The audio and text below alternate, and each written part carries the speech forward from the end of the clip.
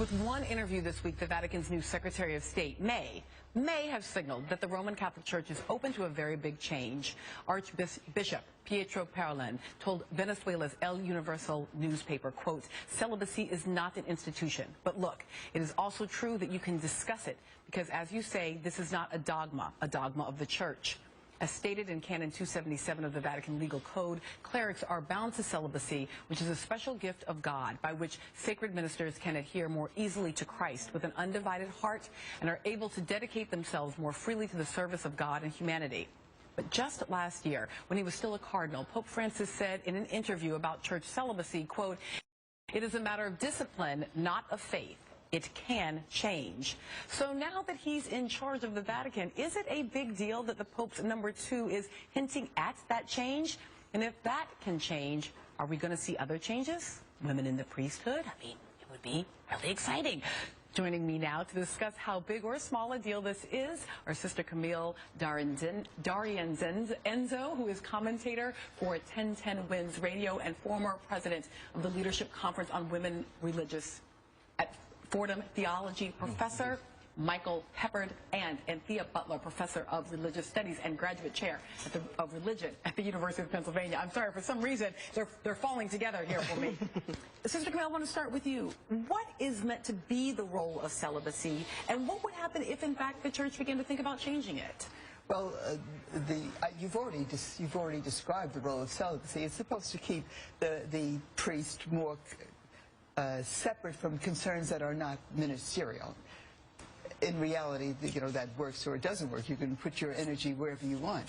But I think what is important about this Pope is that he's looking forward to the needs of the Church, and people around the world are being denied the greatest gifts of priesthood, which is the Eucharist given us by Jesus. There simply are not enough priests to handle this well.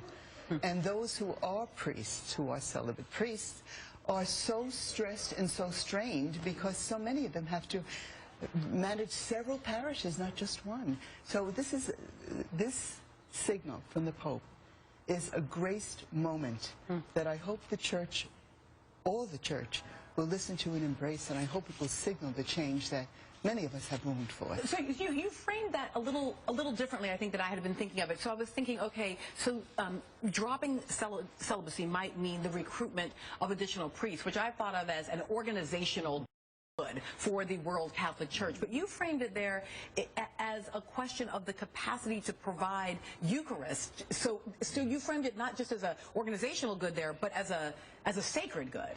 Absolutely. You've got it. I think that most observers believe that it is dogma, believe that celibacy has been always part of the Catholic Church doctrine. Is that not true? That is not true. In fact, celibacy has been mandatory for priests for a shorter amount of time than it wasn't mandatory. It's really only since the 1100s. Now, I know speaking... That seems a long time. Right, it does seem a long time ago. So the Catholic Church thinks in centuries is one of the phrases that we often use. And it's important to remember that at the very beginning, the original followers of Jesus are not celibates. The first healing recorded in the Gospel of Mark that Jesus performs is of Peter's mother-in-law. Right, so suggesting he has a wife. Absolutely, yeah. So right from off the bat, we have a marriage from the Jewish tradition that is the inheritance in the Christian tradition. But really what happens over time is that celibacy becomes a kind of virtuoso style of spirituality, a desire of self-denial and asceticism that over time filters up through the ranks. I think one of the things that is positive about this Pope's opening up of these doors, as you said, is that I think it comes out of a desire for Christian unity as well, which he connects him with previous Pope Benedict and John Paul II.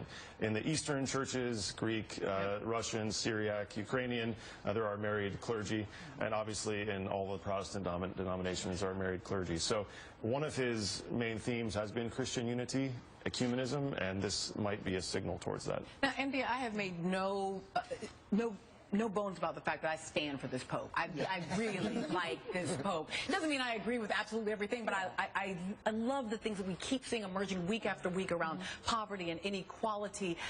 How far do you think this could Could you imagine a moment when the Catholic Church also begins to think about the possibility of women serving in the priesthood?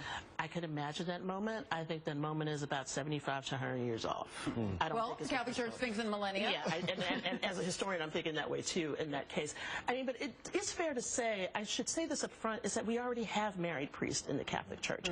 You have the Anglican ordinariate that Pope Benedict said, you can come in, bring your wives, bring everybody else. We have an interesting situation right now in Africa with a group of priests that have broken off to go with former Archbishop Malingo to say, we need to be married, we can't be in this situation. And when you're competing against Islam, then you have to figure out, you know, if you don't have an unmarried priest, what does that mean, right? You have an unmarried priest. So I think there's room for change in the church. The question will be is, will it be with this Pope? He has been very diplomatic about what he has said. The proof in the pudding will be, do we see a council or something happening to change this rule? It's interesting when you say when you're competing with Islam, because the fact is there is a sort of world competition among religions. Islam is part of it, but within the Christian tradition, there's LDS, Mormonism, which is having a sort of a huge spread around the world. There's the Pentecostal traditions. Is the Catholic Church aware of itself as a competitor in a marketplace of theological possibility? Oh, I think coming out of South America, where this Pope is coming out of, he's definitely aware of that, where you have a large loss of membership from the Catholic Church to Pentecostal movements in Latin and South America. And a lot of that is based on a feeling that the clergy are more able to be involved in the life. There are just more of them. And there's more, a stronger sense that church councils and church organizations are caring for, able to care for families in need.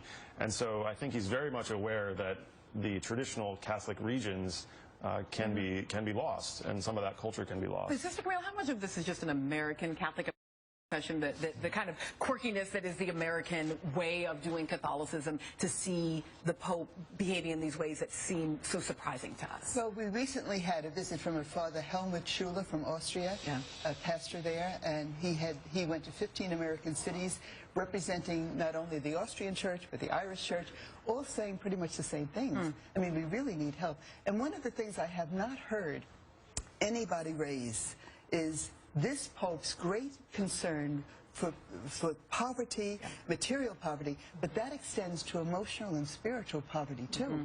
And here we have a great gap, I mean, this Helmut Schuler was told by his bishop that no one was going to replace him when he retired because there are not enough priests, according to our traditional manner. So there's a poverty that needs to be addressed, and this is the Pope to do it. I so appreciate having you all at my table, and we will continue to watch Pope Francis and the amazing things he may be doing in the future.